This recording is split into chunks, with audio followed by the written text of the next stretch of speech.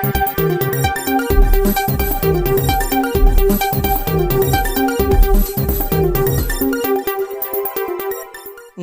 મિત્રો, મારી at news ચેનલમાં તમારું સ્વાગત છે। મિત્રો, દેશ દુનિયાની તાજા ખબર જાણવા માટે અમારી ચેનલને મિત્રો તમે અત્યારે સબસ્ક્રાઇબ કરી દેજો।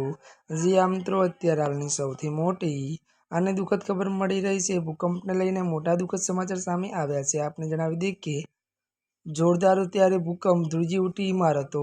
વિગતવાર વાત કરીએ તો જાપાનના કાગોશીમા ક્ષેત્રમાં 5.9ની તીવ્રતાનો જોરદાર ભૂકંપ આવ્યો છે।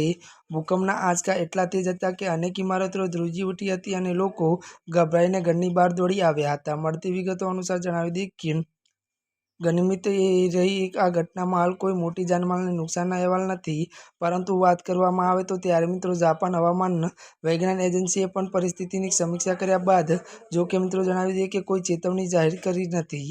જી મિત્રો, અત્યારે હાલ ભૂકંપને લઈને મોટી ખબર સામે આવી રહી છે।